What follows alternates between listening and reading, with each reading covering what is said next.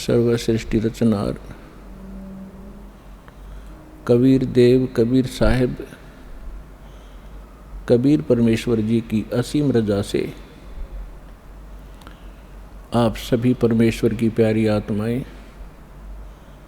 परमात्मा की महिमा सुनने के लिए उपस्थित हुए।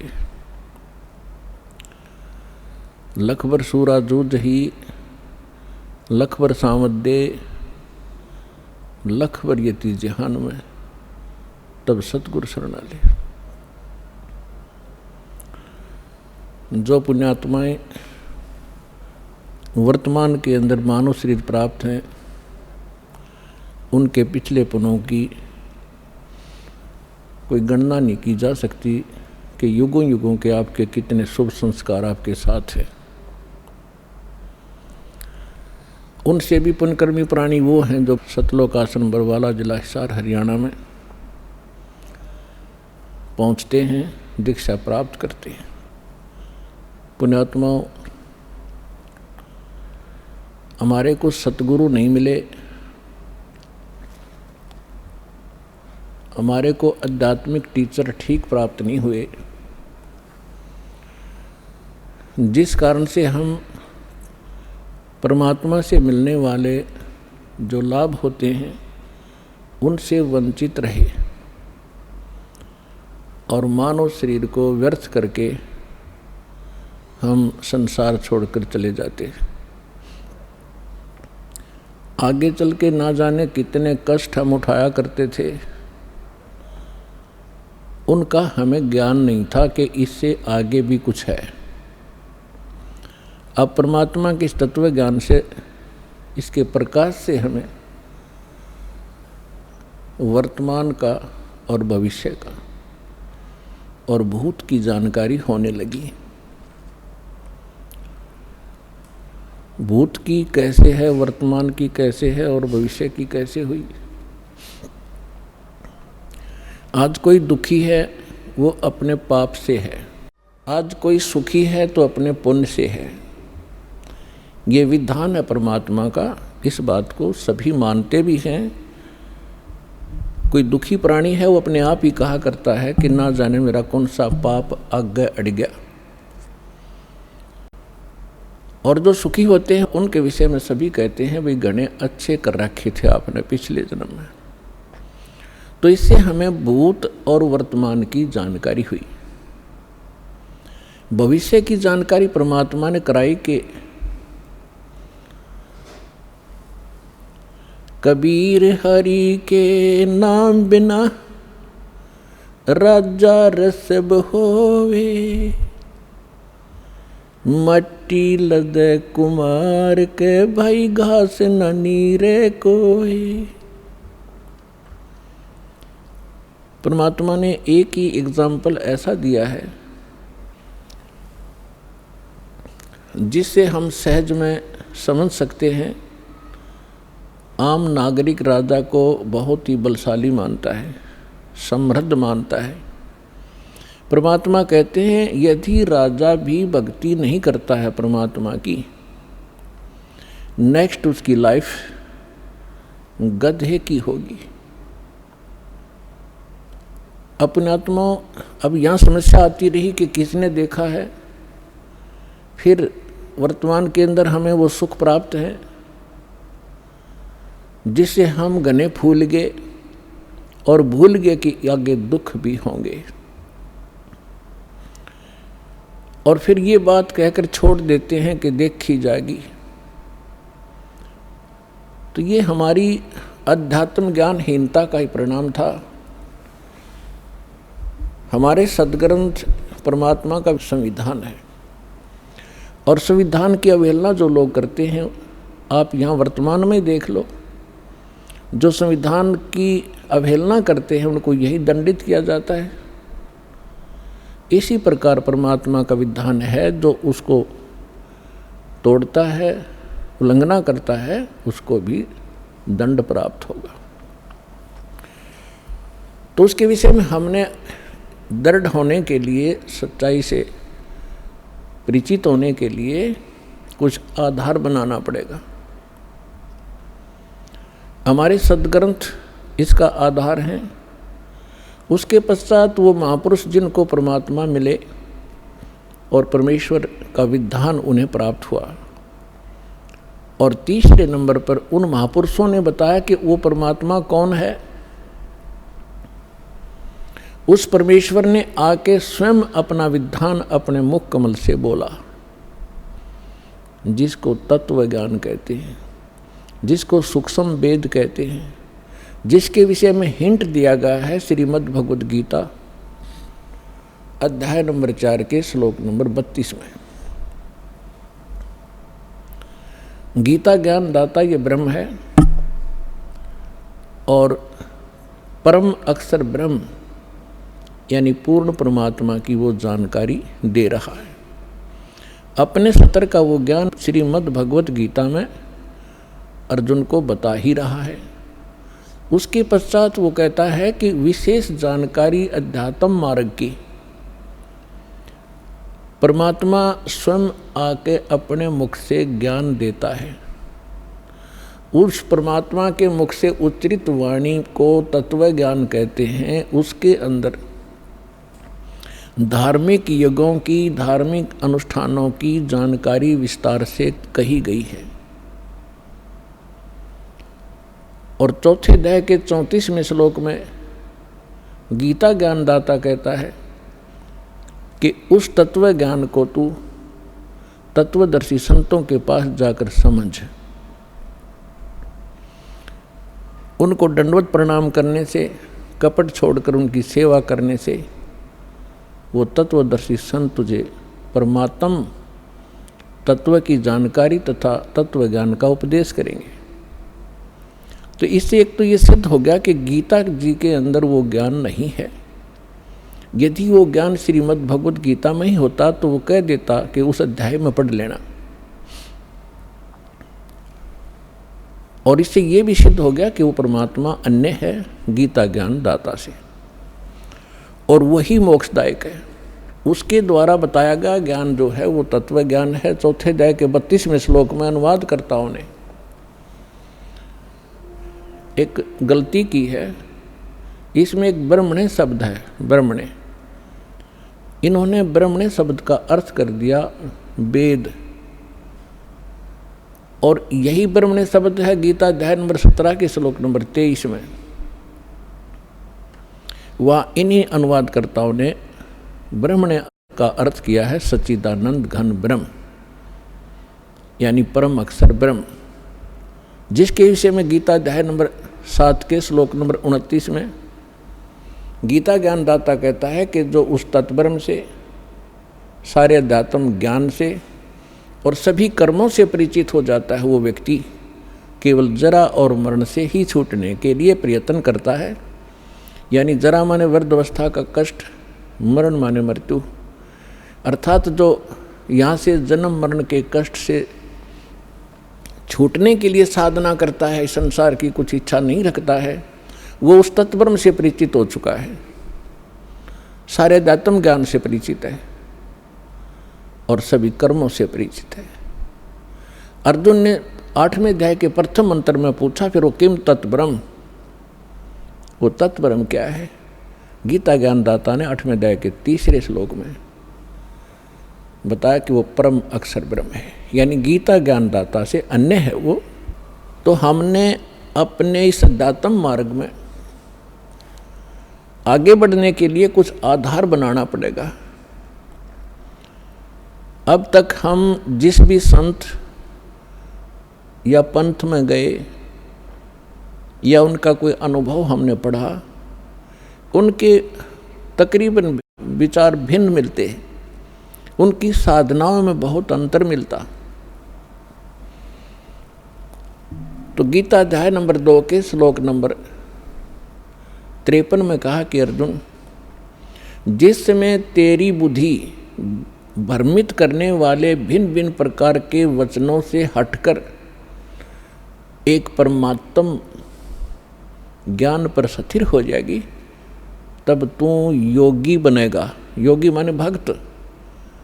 तब तो तू भगत का होगा, नहीं तो कोई भी जहाँ भी आप जाते हो आपको तत्व ज्ञान है नहीं, कोई भी सिरफिरा आपको दो अटपट करके वहाँ से डिगा देता है, आपको सुमार्ग से विचलित करके कुमार्ग पर खींच ले जाता है। और जिस समय आप इस तत्व ज्ञान से दृढ़ हो जाओगे, तो यहाँ पर ब्रह्मा विष्णु महेश आ जाएगी आपके सामने, आप ज्ञान में डगमग नहीं हो सकते, उनको विचलित कर दोगे। ये ऐसा ज्ञान है।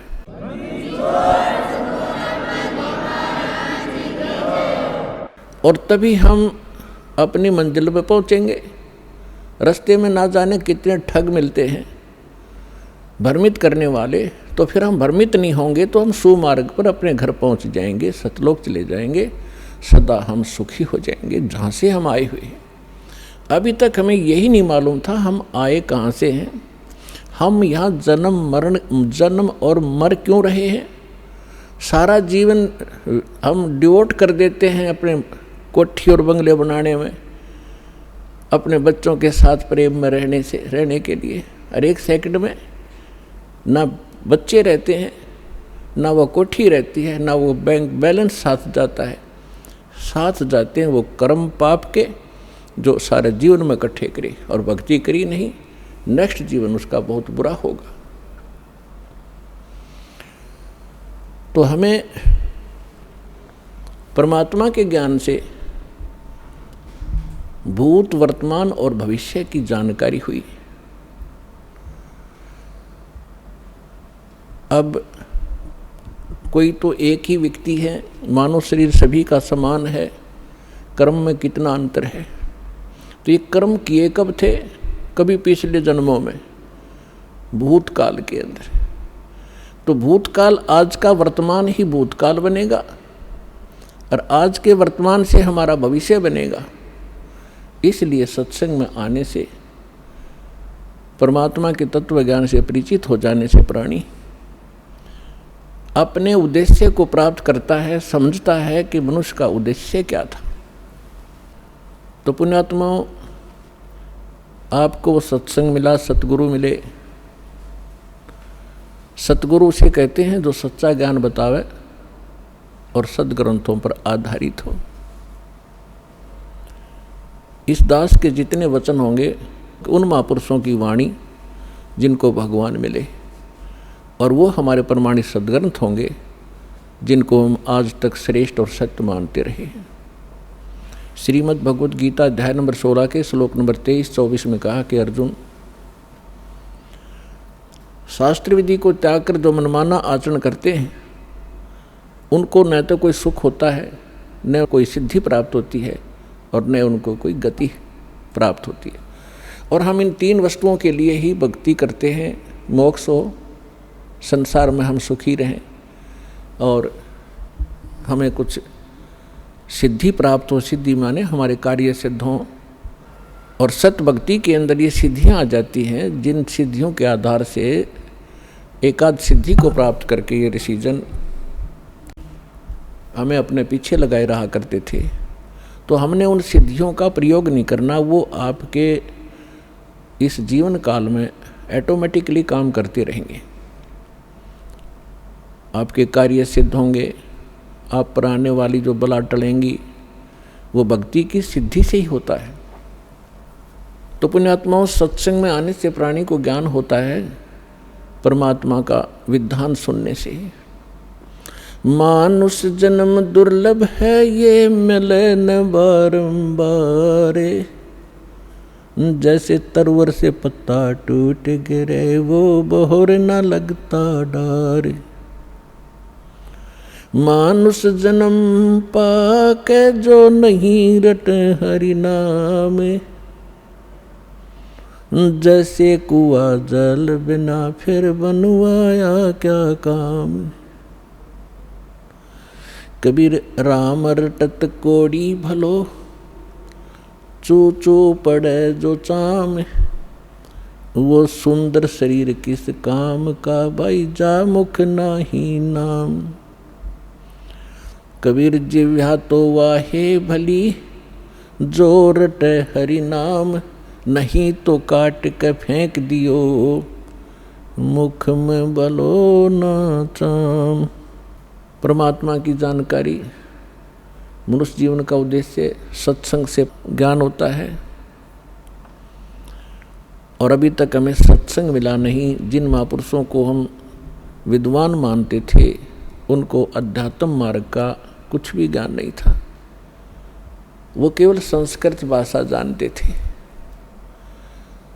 उसके विषय में सूक्ष्म वेद में कहा है कि भेड़ पूछ को पंडित पकड़े, भेड़ पूछ को पंडित पकड़े, ये भादो नदी विहंगा, गरीबदास व भवजल डूबे, जिन नहीं साध सत्संगा।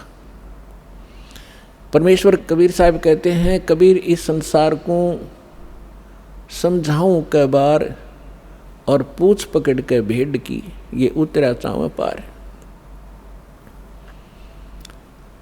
जैसे भादों के अंदर बहुत वर्षा हुआ करती है, दरिया अपने फुल स्विम पर बहकर चलती है, किनारों को छूता हुआ भयंकर जल चलता है, तेज बहाव होता है। उस दरिया को पार करने के लिए यदि कोई ये कहे कि भेड़ की पूंछ पकड़ दे, ये तुझे परले पार कर देगी, और उस व्यक्ति को जानकर जान कर कोई भेड़ की पूंछ पकड़ कर दरिया में चले जाता है, तो अंडरस्टूड है उसके साथ के बनेगी। तो यहाँ परमात्मा कहते हैं, कबीर इस संसार ने समझाऊं कै बार, और पूंछ पकड़ के भेड़ की, ये उतरा चाव पार।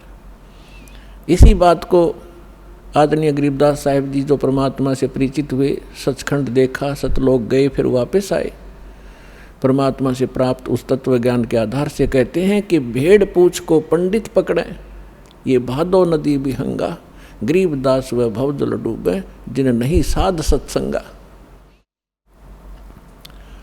जिनको संत का सत्संग नहीं मिला, वो इस भवजल रूपी दरिया के अंदर डूब जाते हैं।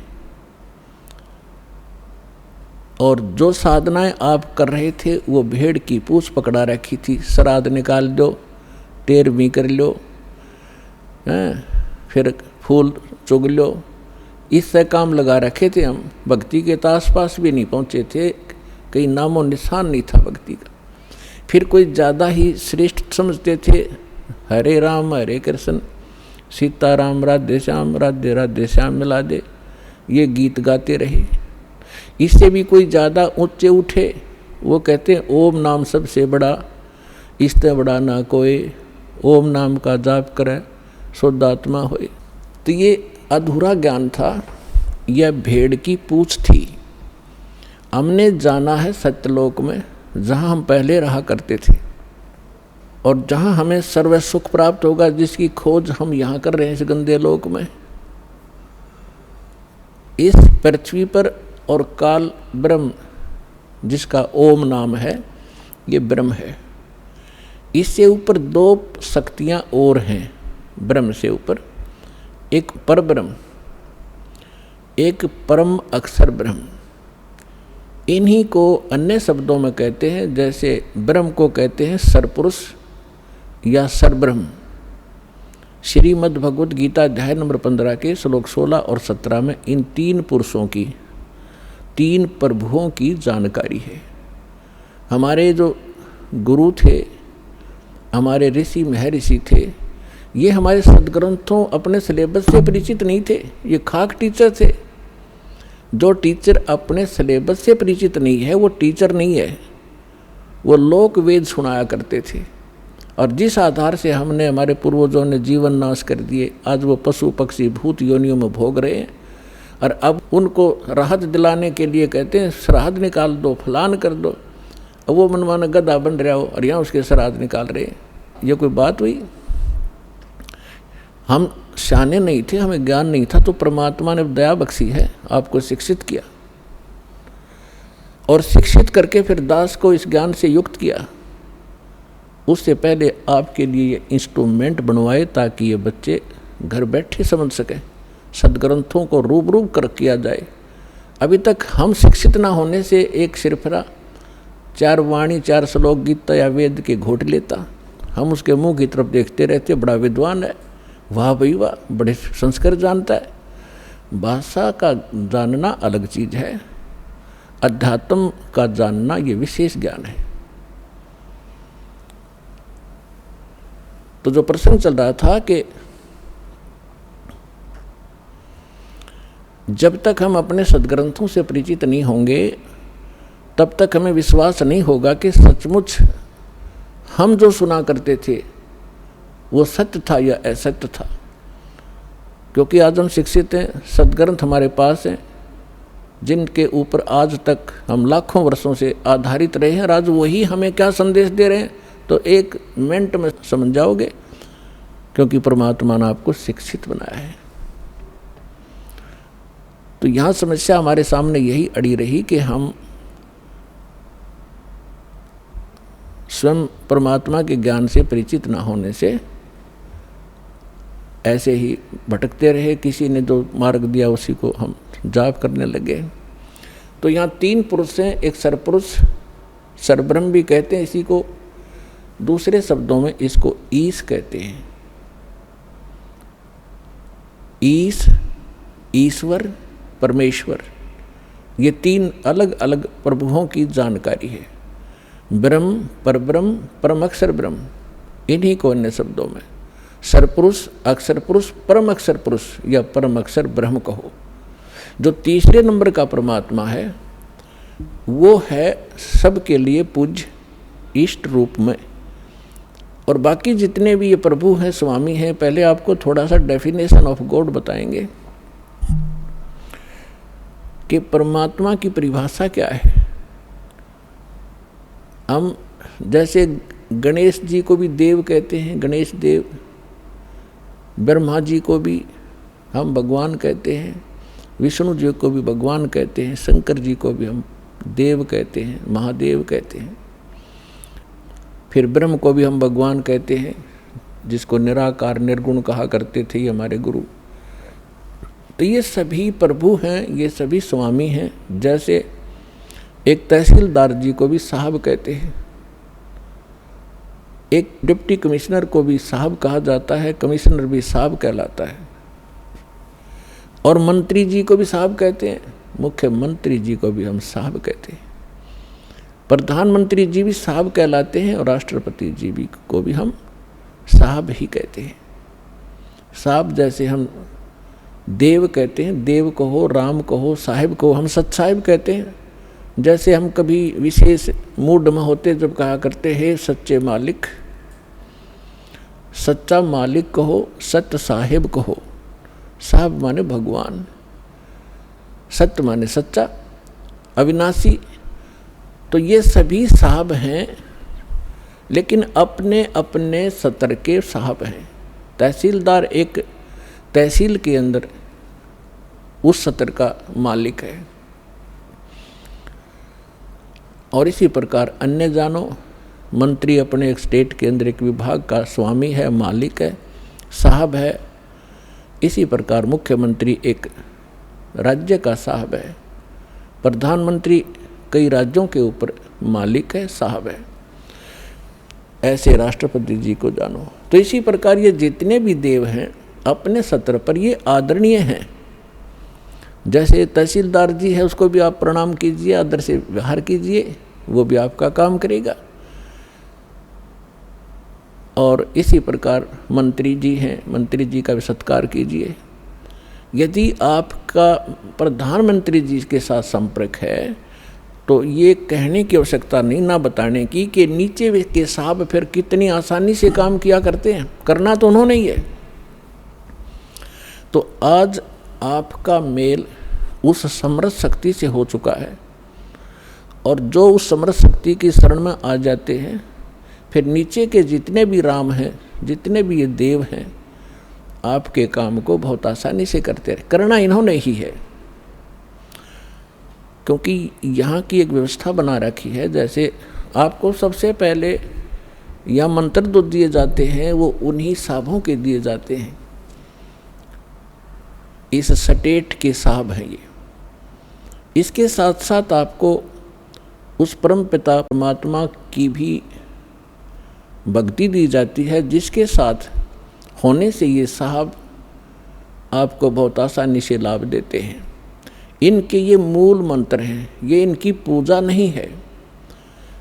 यहाँ भ्रमित कर देते हैं ये सिर्फ कुछ जो 100-200 हज़ार 2000 को पीछे लगा रहे हैं नकली संत, और विशेष कर ये कबीरपंथी या राधा स्वामी धन धन सतगुरु वाले, ये क्या भ्रमित करते हैं कि देखो ये तो देवताओं की पूजा कराता है, ये तो प्रथम मंत्र ही देवताओं के देता है और बात करता सतलोक और सचखंड की। तो इसलिए प्रत्येक सत्संग में हम नहीं बता पाते, क्योंकि पूरे वर्ष के अंदर हमने एक सिलेबस कवर करना होता है। तो कभी कभी किसी न किसी सत्संग में हम अवश्य सुनाते हैं, इस तरह की एक विवेचन देते हैं। तो वो हमारी सीडी बनी होती है, उनको आप ले जाइए, बहुत सस्ते में यहाँ मिलती हैं आपको। ये अनमोल वचन है, आपके बालकों के भी काम आएगा, आपके भी काम आएगा। तो जो प्रसंग चल रहा है कि हम इनकी पूजा नहीं करते, जैसे एक पति भर्ता लड़की होती है, वो अपनी ससुराल में चली जाती है। पति भर्ता के गुण ये होते हैं कि वो अपने पति के अतिरिक्त अन्य किसी भी पुरुष में पति वाला भाव ना रखे। लेकिन उस पति भर्ता का ये अर्थ नहीं है कि वो किसी पुरुष की ओर देखे नहीं, या किसी को प्रणाम नहीं करे, या किसी का सत्कार नहीं करे। ये भी उस पति भर्ता के अंदर एक गुण होते हैं, आय का आदर करे। जैसे जेठ है, जेठानी है, ससुर है, सास है, छोटी बड़ी ननंद है, देवर हैं, उन सब का यथोचित आदर करे, उनके सत्कार करे, उनका काम करे। बर्तन धोने हैं, रोटी पौनी है, और कोई 100 काम करने हैं, तो उनको यथोचित सत्कार करे, मृदु भाषा प्रयोग करे, तो वो पति भर्ता सही है। और दूसरे शब्दों में वो पति भर्ता ठीक है, अपने पति के अतिरिक्त अन्य से 16 माथे ना बोले, तो वह पति भर्ता नहीं, वह कड़ियारी है, क्योंकि वो सारे घर में झगड़ा करवा देगी। तो इसलिए हम भगत भी तभी होंगे और पति भर्ता पद पर तभी चलेंगे जब हम सभी जितनी भी शक्तियां हैं उनका यथोचित आदर करेंगे। तो पति भर्ता पत्नी जब लड़की अपने सह परिवार में रहती है, ज्वाइंट फैमिली में, तो तब तक वो इतना अच्छा व्यवहार करती है, सबके साथ मेल रखती है, देवर के बच्चों को भी अपने जैसा समझती है, जेठ के बच्चों को भी अपने जैसा समझती है। उनको ऐसा नहीं लगता कि जैसे हम पराये से हों, लेकिन उसका जो भाव है अंदर से वो अपने पति के साथ होता है। और उसका पता उसको तब चलेगा जब वो डिवाइड होंगे, भिन्न भिन्न होंगे भाई, तो तब पता चलेगा उसकी आस्था किसमें थी। अपने हिस्से के सारे कटोरी गिलास चम्मच तक उठा ले जाएगी, अपने मकान में धर लेगी, एक चम्मच भी ना छोड़ दूसरों की ओर, और अपने पति के साथ चली जाती है। तो उस समय उस पति भर्ता का पता चला वह पूजा किसकी करे थी।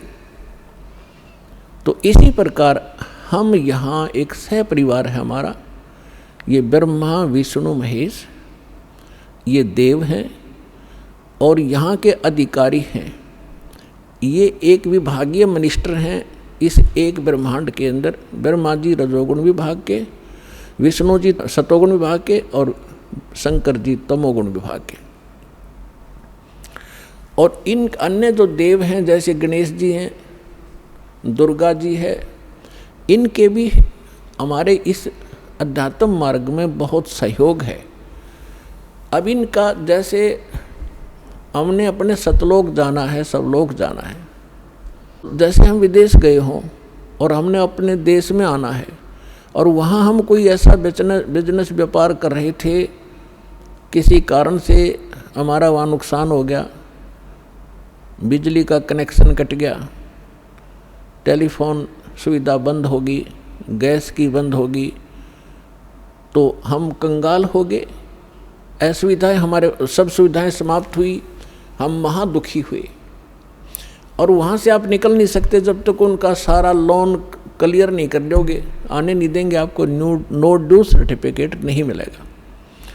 और वहाँ कोई आपको ऐसा रहम दिल समर्थ मिल जावे आपसे कहे कि आपका कनेक्शन पुनः चालू करवा देता हूँ अपनी गारंटी से, और आप नए सिरे से मेहनत करो, नेक नीति से मजदूरी करो और इनके टैक्स भरते रहना, बिजली वाले का बिल भरना शुरू कर देना,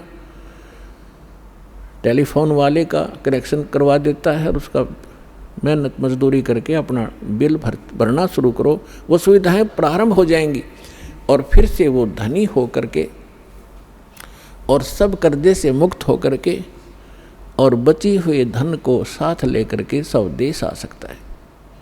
ठीक इसी प्रकार हम इस काल के लोक में बहुत बड़ी पूंजी लेकर आए थे। हम बहुत बड़े साहूकार के बेटे थे, बेटियां थी सतलोक के अंदर। हम अपनी गलती से उस पूंजी समेत, अपने पुनों समेत इसके साथ आ गए। ये एक बहुत छलिया यहाँ का मालिक है, ये सारे काम छल से करता है और आपकी ही मजदूरी से कुछ टैक्स लेकर अपने 21 ब्रह्मांड को चला रहा है। कबीर साहब कहते हैं, मेरे हंसा भाई अंश रूप था जब तू आया। जब तू वहाँ से आया ना हमारे पास से, एक बहुत पवित्र आत्मा थी, कोई विकार नहीं था, तेरे पास आध्यात्मिक धन परिपूर्ण था। आज तू बिल्कुल खाली हो चुका है और गधे तक की योनि में जा चुका है पुनों के अभाव से। तो उन पुनों को पुनः प्राप्त करेंगे हम, उतने ही भक्ति युक्त होंगे जितने हम प्रारंभ में थे। तभी हम स्वदेश जा सकते हैं। बीच में हमने यहाँ से जाने का टैक्स भी देना है, किराया भी देना। जैसे जहाज से आते हैं तो वो किराया भी देना होता है और फिर पूंजी उससे अलग होती है। इसी प्रकार आपको ऐसी साधनाएं दी जा रही हैं परमात्मा ने, जो वास्तविक भक्ति थी वह अभी तक छुपा रखी थी, क्योंकि हम समझण योग्य नहीं हुए थे। और यदि आज से पहले परमात्मा ये मंत्र डिस्क्लोज कर देते तो ये नकली पंथ जो काल न चलवा रखे हैं, इनके पास भी वो मंत्र होते और यही ज्ञान होता। और वो अधिकारी थे नहीं, अधिकारी के बगैर कोई काम सफल नहीं हो सकता। जैसे एक पासपोर्ट बनवाते हैं, पासपोर्ट भी यदि अधिकारी से बना हुआ होगा तो आगे चलेगा, नहीं तो जब समय आने पर उसका पता चलेगा कि पासपोर्ट ही डुप्लीकेट है तो बहुत देर हो चुकी होगी और जेल भी जाना पड़ेगा। तो परमात्मा ने दया बख्शी थी कि ये अभी तक ये मंत्र गुप्त रखे थे। इसके पीछे बहुत बड़ी कहानी है, वो सृष्टि रचना से आपको पता चलेगा, समय आने पर बताएंगे। तो प्रसंग चल रहा है कि परमात्मा ने दया बख्शी आपको। जब 600 वर्ष पहले मालिक आए, परमात्मा वाले ही गुण रखता है। अब जैसे बर्फ़ के गुण हैं, बर्फ़ तो बर्फ़ के गुण ही रखती है, उसको उसके निकट जाओगे तो वैसा ही आभास होगा। इसी प्रकार परमात्मा जो गुण रखता है वो वैसे ही लीला करता है जैसी वो किया करता है।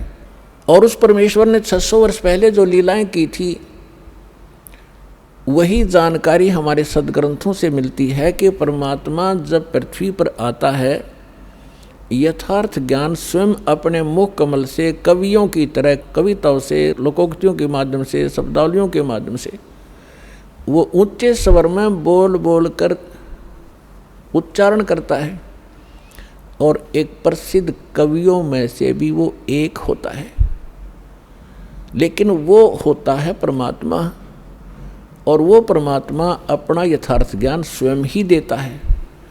और जब परमात्मा यहाँ आते हैं वो 3 प्रकार से हमारी देखभाल करते हैं, 3 प्रकार से हमारे पोषण करते हैं, धारण पोषण करते हैं। 3 सतिथि से। एक सतिथि में परमात्मा सतलोक में सचखंड में एक राजा के समान बहुत सुंदर सिंहासन पर विराजमान है, मनुष्य के सदृश। सिर पर मुकुट है, ऊपर छत्र है, परमात्मा के सिर पर चंवर अपने आप चल हो रहा होता है। और दूसरी स्थिति में वो परमात्मा प्रत्येक युग में एक शिशु रूप धारण करके यहाँ आते हैं। और किसी कमल के फूल के ऊपर विराजमान होते हैं, वहाँ से निसंतान दंपति उन्हें उठा ले जाते हैं और फिर वहाँ परवरिश की लीला होती है। तो तब वो कंवारी गाय का दूध पीते हैं और कुछ नहीं पान करते। कंवारी गायों के दूध से उनके बचपन की परवरिश होती है। ये हमारे सदग्रंथ बताते हैं। ऋग्वेद मंडल नंबर 9, ऋग्वेद मंडल नंबर 9 सूक्त 1 मंत्र 8 और 9 में, ऋग्वेद मंडल नंबर 9 सूक्त 86 मंत्र 26 और 27 में, ऋग्वेद मंडल नंबर 9 सूक्त 82 मंत्र 1, 2, 3 में, ऋग्वेद मंडल नंबर 9 सूक्त 94 के मंत्र 1 में, ऋग्वेद मंडल नंबर 9 सूक्त 95 के मंत्र 2 में, ऋग्वेद मंडल नंबर 9 सूक्त 96 के मंत्र 16 से 20 में, ऋग्वेद मंडल नंबर 9 सूक्त 54 मंत्र 3 में, ऋग्वेद मंडल नंबर 9 सूक्त 20 मंत्र 1 में, और भी अनेक स्थानों पर ये प्रमाण है कि परमात्मा ऐसी लीला किया करता है। जो परमात्मा शिशु रूप धारण करके लीला करता है तो उनकी परवरिश की लीला कंवारी गायों से होती है। ये वेद बताते हैं। और ये लीला की किसने? वो परमात्मा कवियों की जैसा आचरण करता है। ये लीला की किसने? श्री राम, श्री कृष्ण, श्री ब्रह्मा, श्री विष्णु, श्री शिव जी की लीला में हमने कदे नहीं पढ़ी। हम हिंदू धर्म में ओड जोड़ हो गए। अब परमेश्वर की लीला में 600 वर्ष पहले मालिक आए थे, उन्होंने कबीर भगवान ने ये लीला की थी। तो who is God? Kabir is God. अब भगवान के पहचानने में हमें कति देर नहीं लगेगी, क्योंकि हम जिन सदग्रंथों को अपना मानते थे, अद्वैत सदग्रंथ हमें संदेश दे रहे हैं कि भगवान ये लीला करता है। तो सबसे पहले तो हमें भगवान की पहचान हो और सदग्रंथों से वो पहचान हो। जैसे दास ने अभी बताया था गीता अध्याय नंबर 16 के श्लोक 23-24 में स्पष्ट किया हुआ कि अर्जुन जो शास्त्र विधि को त्याग कर मनमानी साधनाएं करते हैं उनको कोई सुख नहीं होता। न उनको सुख होता है, न उनकी गति होती है, न उनको कोई सिद्धि प्राप्त होती। इससे तेरे लिए अर्जुन कर्तव्य और अकर्तव्य की व्यवस्था में कौन सी साधना करनी चाहिए, कौन सी ना करनी चाहिए, उसके लिए सदग्रंथ ही प्रमाण है। किसी की लोक वेद पर, दंत कथा पर विश्वास मत करना। तो आज हमारे सदग्रंथ क्या बताते हैं? पहले ये इन्हीं सदग्रंथों का आधार देकर के हमारे धर्मगुरु हमें समझाया करते थे, हम स्वीकार किया करते थे, क्योंकि वो संस्कृत बोला करते और सभी ग्रंथ संस्कृत में लिपिबद्ध थे। हमने कोई ऑब्जेक्शन नहीं हुआ कि इतना विद्वान व्यक्ति सच्ची कह रहा होगा। वो सत्य के तो आसपास भी नहीं थे, उनको कख भी पता नहीं था अध्यात्म मार्ग।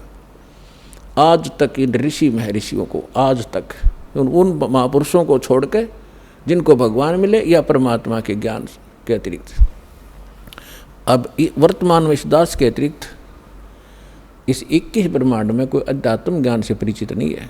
अटपट तो दुनिया मार रही है और ना उनके पास ये कंप्लीट कोर्स है। अब जो प्रसंग चल रहा है कि हमने स्वदेश जाना है, हम इस गलत लोक में आ गए और हम धनी थे अध्यात्म के, हम निर्धन हो गए। हम पशु तक की योनि में भटक रहे हैं, घास फूस खा कर गुजारा कर रहे हैं। और हम सतलोक में क्या आहार करते थे, कैसी सुविधाएं हमें प्राप्त थी, उसकी तुलना हम इस काल के स्वर्ग लोक और ब्रह्मलोक में भी नहीं दे सकते। जो सुख वहाँ पर आपको प्राप्त था, उसी सुख की आज भी आपके अंदर चाहत है और उस खोज में आप चलते हो। रास्ते में ना जाने कितने ये बटपार मिलते हैं, ठग मिसगाइड करके आपको भ्रमित कर देते हैं, मंजिल से दूर रख देते हैं।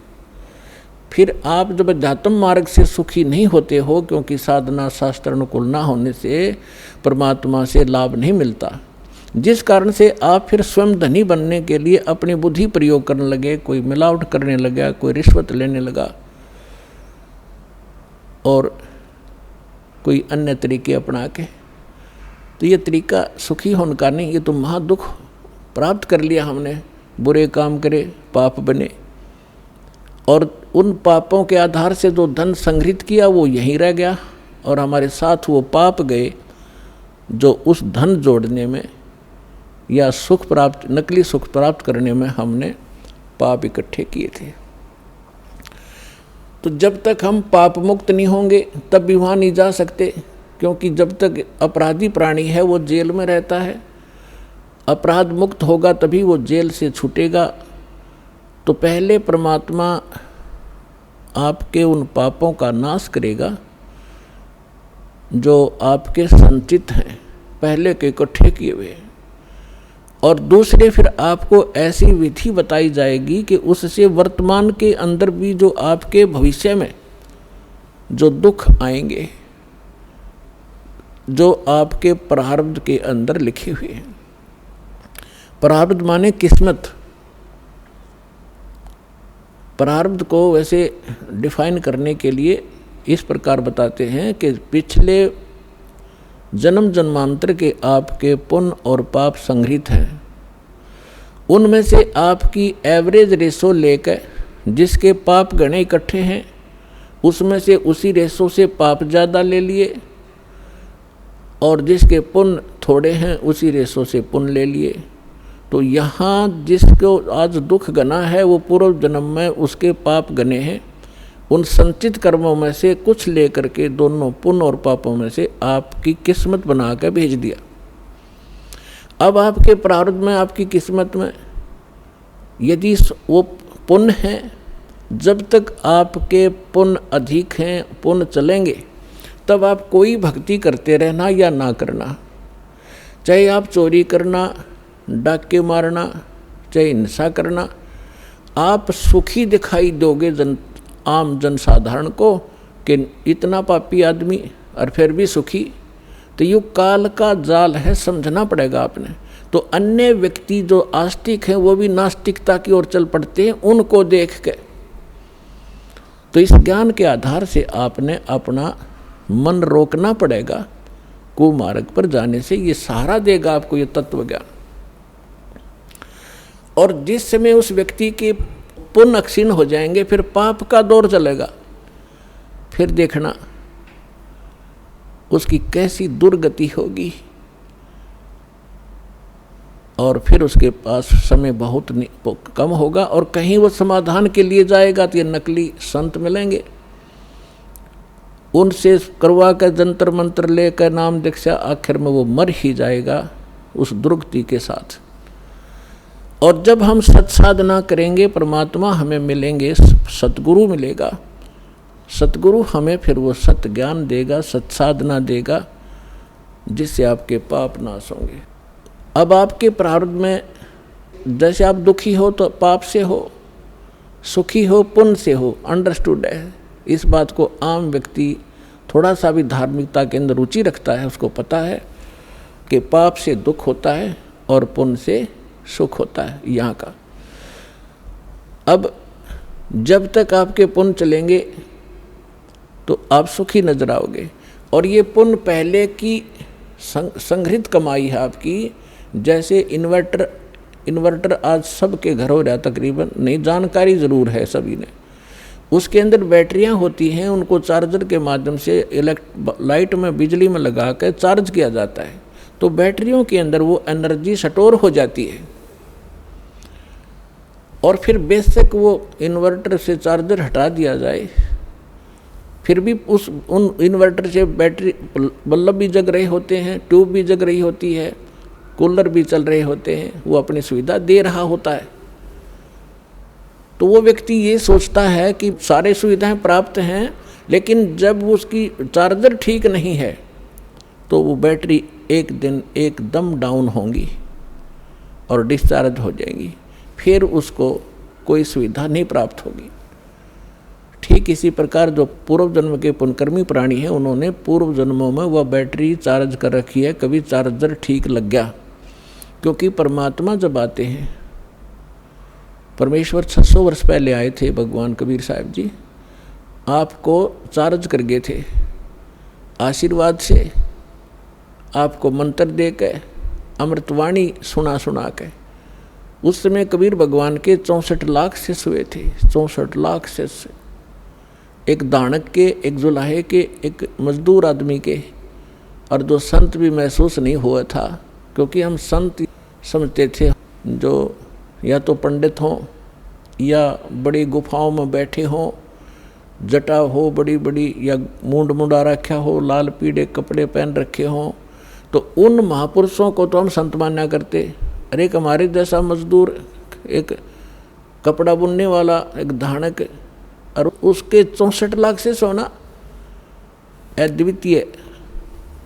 अद्वितीय काम है ये। लेकिन परमात्मा की महिमा को इतना दबा दिया इन नकली काल के दूता ने, उसको एक कवि, एक दानक, एक जुलाहा, एक भक्त बना के उसकी फाइल बंद करके छोड़ दी।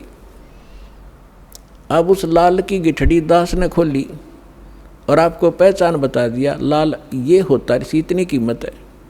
अब कौन पीछे रहेगा उस लाल को प्राप्त करने में? दौड़ लग जाएगी, होड़ लगेगी, कुछ दिनों में देख लेना। पूरा विश्व प्राप्त करेगा, सबको जरूरत है भगवान की।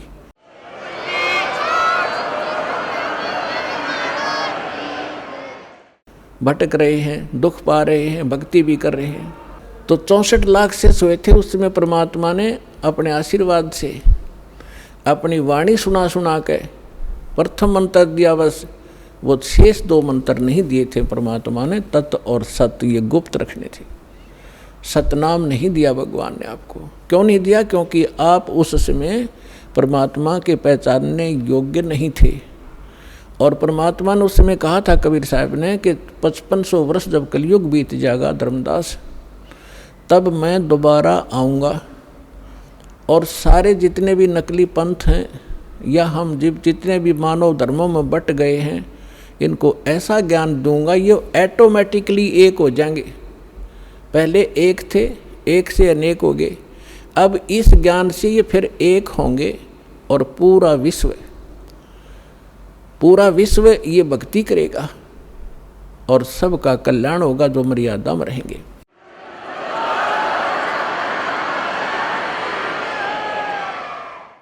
तो अब वो कलयुग का वो आ गया, वो समय निर्धारित जो परमात्मा ने ठीक रखी थी, वो ठीक का समय अब आ चुका है।